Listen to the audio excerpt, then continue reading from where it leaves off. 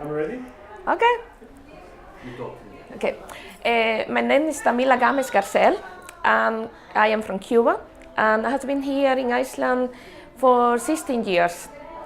And actually, I'm working as a teacher, a primary school teacher, and I'm studying at the university. I'm finishing a master's degree in primary education, and also I am studying for small states in Europe. Of course, that is in a political area in Iceland.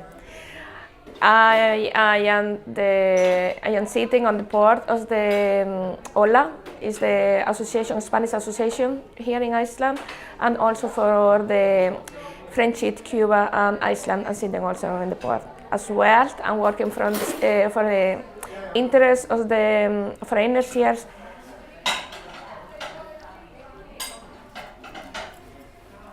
Can we start over? Yes, it's no problem. Maybe you speak in Icelandic, if it's okay for you. Yes, it's fine. I think we prefer it. Okay. Ég heiti Tamila Games Garcel og ég kennari. Vinn sem umsjónarkennari í 3. bekk hérna á Íslandi og ég líka að klára master degree í myndunarfræði leikskóla ásamt nemi í smáríkjafræði. Ég hef verið hér hérna á Íslandi 16 ár og líka ég hlutur á stjórnun í VIK, Vinnátafélagi Íslands-Kúba, OLA, spænskumælandi félagi sem hérna á Íslandi og svo líka ég sitt í fjölmenningarráðin fyrir Reykjavíkurborg. Þar sem við unum í samstarfi með Reykjavíkurborg og hagsmuni innflytjendar hérna á Íslandi. Ég kem til Ísland í 2002 að því ég kynsti íslensku manni úti og ég ville aldrei trúa að þetta væri satt, það sem svona love histories that love to first sight or something like that, but this is something more or less what happened. And then I come to Iceland just for a visit, to pay the visit. Ég kem til Ísland bara til að heimsækja maður minn og sjá hvernig hlutina ganga, við varum svo stutt saman úti. En í raun og þetta bara svona smelt saman og giftum ákveðum bara að tókum ákveðinni og við ætlum að gifta okkur og það var ekki snúið. Og hérna við ennþá, 19 ára seinna, við að vera 17 ára seinna, við saman og ég ennþá á Íslandi. Ég fór mjög snemma að reyna að vinna til að brjóta upp einagrund hérna á Íslandi. Ég gat sitja heima af því maður minn með ágæti launi, hann spila eða var, við komum í eftirlauni núna, Sinfóníuhljómsveit Íslands, svo það var ekki að bandaði peninga, ég þurfti að fara út að vinna og ekki neitt svoleiðis, en ég vildi vera sjálfstæð. Ég vildi komast inn í samfélagið sem ég ætla að búa í. Og til þess þurfti ég að brjóta í sig og fara út af vinnumarkaðurinn. Og svo fór ég að vera úr blöðum, að ræsta gólfin, að vinna í McDonald's og gera alls konar. Og samtímis að ég var að fara að læra í Endurmenntaháskólan í Ísland, að læra íslensku. Og þetta var gerist 2002, byrjaði ævintýrin. 2004 fekk ég vinna í leikskólanum og 2005 fekk ég mentuna mína sem kennari úti og svo fór ég að vera viðurkennd kennari hérna á Íslandi. Þá ákveði ég að fara í Háskóla Ísland og taka diplóma og masternám í markaðsfræði og alþjóðaviðskiptum. Sem morgun töldu mér trú að þetta var að vera eins og að framkvæma sjálfsmorð. Þú að fara í svona nám, þú nýkomin til Ísland, þú kann ekki nógu íslensku til þess, þú ætlar að gefast upp, en ég gaf ekki upp. Þú skrifaði mastergráður á Háskóla Ísland í markaðsfræði og alþjóðaviðskiptum og svo seinna fór ég að mennta mig meira til að vera betri kennari. Núna fyrir nokkrum árum ég taldi mér ég bara ekki taldi trú að ég væri nógu gott saman sem ég bara búin að leika mig fram að fara í náminn og tala nógu góð íslensku og mér var alltaf sagt, já þú tala íslensku en ekki nógu gott. Það óskýr. Auðvitað óskýr af því það öðruvísi framburð sem þú þarf að venjast heyrinu þín líka til að skilja það sem ég fyrir utan að það eru mismunandi hljóðan í íslenskunni sem ég ná ekki. Af því það bara þannig að ég ekki fædd hérna. Ég ekki alveg upp hérna for að læra tungumáli sem var orðin 27-28 ára gömul. Það verður miklu erfiðara fyrir heilan að processera alls þessu upplýsingar. Fyrir utan að spænska langt frá íslenska og það miklu erfiðara fyrir mig til dæmis og öðrum heldur en þá sem kemur kannski frá Þýskalandi eða Austur-Evrópu. Það eiga ekki eins erfið með ákveðin hljóðum. Og svo rakk morgunsýnum á bekk, þegar ég fór að sækja öðrum vinnu sem ekki fyrir að vinna í leikskólan, þrá fyrir mín hámenntun, af því ég bara aldrei nóg gott.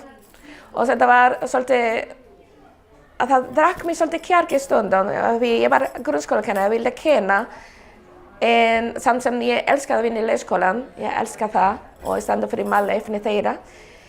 En það var alveg eins og ég var aldrei nóg gott. Ég búin að leggja mig fram og búin að gera svo margt. Meira að segja ég tek hlutir í politikar hérna á Íslandi. Ég að bjóða mig fram í alþýðukostningar og sveitakostningar og var aldrei nóg gott. En þá var sonur mín fyrir ár sem fór svolítið að segja, mamma, hvað ertu að gera? Þú kennari og þú talar íslensku. Hvað ertu að gera? Sækja vinna í grunnskólan. Ég útlending og ég bara sagði, mamma, þú íslensk og með íslensk ríkisborgari rétt. Veistu hvað? Ég ætla að prófa, ég ætla að gera það og ég sagði fyrir sonur minn og ég stók fram og sótti starf. Og það kom mér ávart að ég sótti starf í 3 grunnskólum og 3 grunnskólum fékk ég að velja. Og ég valdi að vera í Breiðholtsskóli. Af því ég held tens meira mín áhugasviði sem kennslu tvítyndubörnum.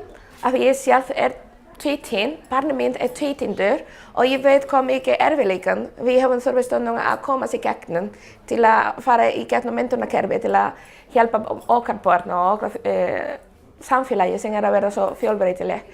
Og ég sagði, ok, þetta ákveði ég að vera í Breiðholtsskóla og þannig sem ég líður ótrúlega vel og fekk mig ótrúlega starfshópur og börnum sem ég elska út í lífi og góða andrúmsloftið og allt það og ég held ég gerði svo lítið stolt á mömmu sinni, strákinn minn. Það sem mamma mín að vinna í grunnskóla, hún kennari. Þetta var svolítið smá viðurkenning og sem maður þurfti og þetta var bara frábært. Og á Ísland, mér finnst þetta eitthvað líka sem ég elska á Ísland, sem allt mögulegt. Ef þú vil gera eitthvað, þú þarf bara að hafa kjark. Viljast kjark og vilja til að gera hlutirnar. Og af því ég viðurkenni það, eftir ég horfa aftur á tímann, að það drók kjark á mér í stundum að herfa svona neikvæða áhugasemdir. Þú ekki nógu góð, þú ekki nógu góð. Þetta var alltaf skilabóð sem ég var að fá. Og þetta var smá að brjóta mig niður. Samt sem ég var svona kona sem bara alltaf áfram. Ég bara sitter ekki hérna og ég ætla bara að standa mínum fætur og sýna það sem ég get og kann og vilja gera. Við svo mikið vilji til að gera hlutirnar og læra hratt.